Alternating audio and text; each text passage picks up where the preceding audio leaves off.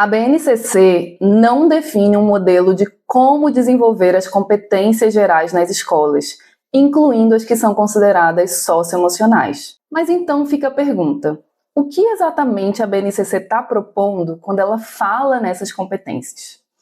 Essa foi uma das perguntas centrais que eu levei para a conversa no Ministério da Educação com Daiane de Oliveira Lopes, coordenadora geral de estratégias da educação básica. Se você chegou aqui de paraquedas, esse é o segundo vídeo de uma série de 5, onde eu compartilho uma entrevista que fiz com o Ministério da Educação. Então volta lá no primeiro vídeo se você quer entender o contexto e ter uma percepção melhor de continuidade. Bora para a conversa de hoje? E aí, pessoa? Que bom ver você por aqui em mais um vídeo do Emocionate. Eu sou Tayane, trabalho com educação socioemocional desde 2016 e esse canal é para quem trabalha ou quer entender esse tema com mais profundidade. Aproveita que ainda está no início, já se inscreve aqui no canal rapidinho, porque isso ajuda a divulgar o conteúdo para mais gente interessada. Hoje a gente vai responder a uma pergunta central para quem trabalha com aspectos socioemocionais na educação básica, que vai nos ajudar a entender melhor a compreensão do Ministério da Educação a esse respeito. Sem muitas delongas, vamos à pergunta. O que exatamente a BNCC está propondo quando ela fala em competências gerais? Um ponto que apareceu com muita frequência na fala da Daiane foi que a BNCC é um referencial mínimo comum orientador, ou seja, a base define o que deve ser garantido minimamente por estados e municípios quando se fala em aprendizagens, mas não define como é que isso deve acontecer na prática.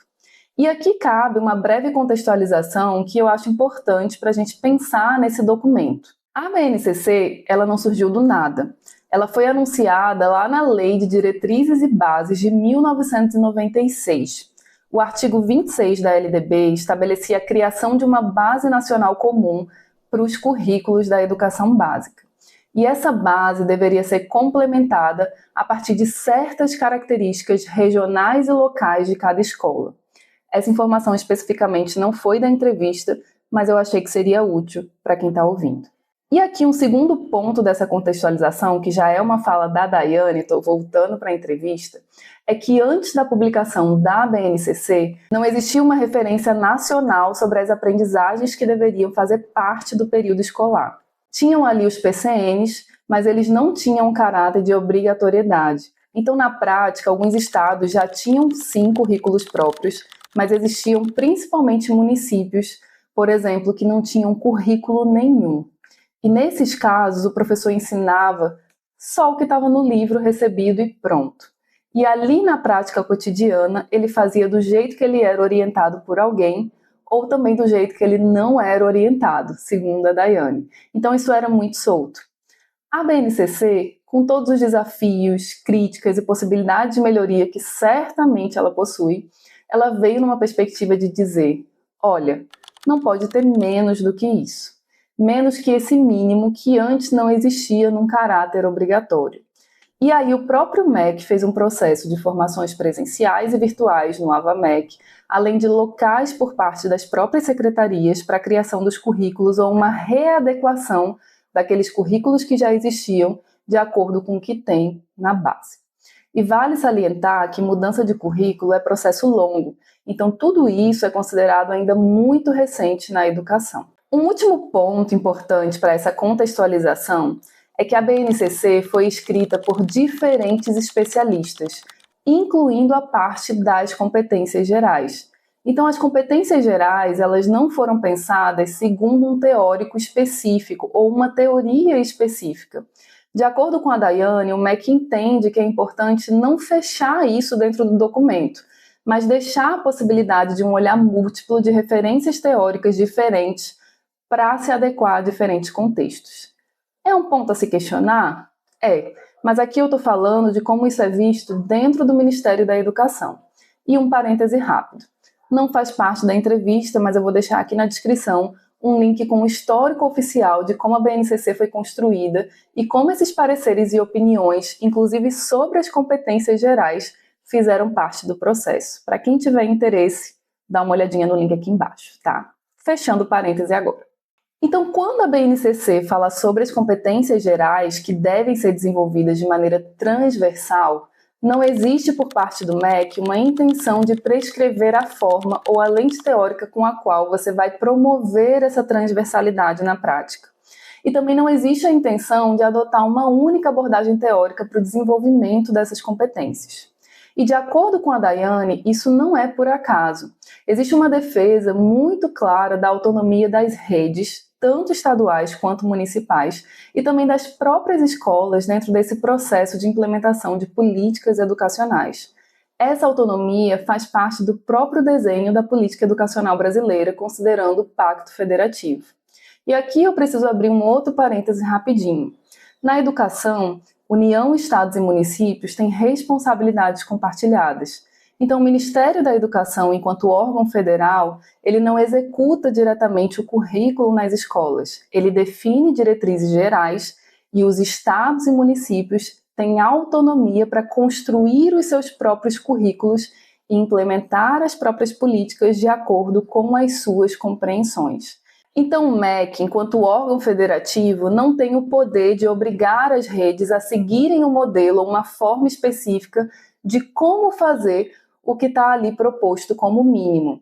Pelo que a Daiane me explicou, o objetivo do Ministério é passar uma orientação nacional no sentido de diretrizes e trabalhar principalmente no processo de apoio às redes e às secretarias na maneira como elas vão escolher fazer isso. Então, quando a BNCC não entra no como fazer, isso não é lida como uma lacuna pelo MEC, mas como uma escolha.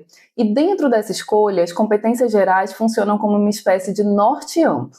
Elas indicam dimensões importantes na formação dos estudantes, mas não organizam essas dimensões em um formato específico, seja ele de programa, de sequência didática ou de uma metodologia X, Y ou Z, nem mesmo estipulando carga horária. Nada disso. E isso também vale para aquilo que a gente costuma chamar de socioemocional.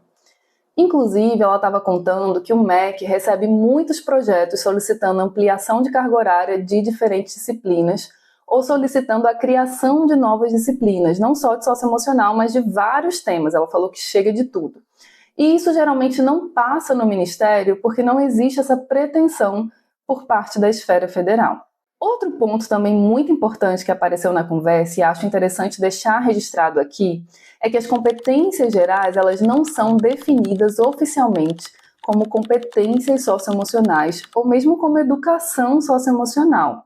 Nada disso é necessariamente lido como um sinônimo, pelo menos não por parte da coordenação da educação básica. E eu digo isso porque dentro do MEC existem diferentes secretarias que podem operar com conceitos distintos de acordo com a própria Daiane. Eles mantêm sim algum nível de diálogo, mas cada um tem sua autonomia. Tem um exemplo disso que não foi a Daiane que mencionou, mas eu acho importante colocar aqui para a gente ter esse ponto de atenção quando a gente também olha para os materiais encontrados dentro da plataforma do MEC, certo? Alguns documentos divulgados lá no site do MEC dão a entender que as competências gerais podem sim ser consideradas socioemocionais, como esse que eu vou deixar aqui no vídeo para você ver e também vou deixar o link aqui na descrição. Mas é importante sinalizar que essa não é uma compreensão da coordenação da educação básica.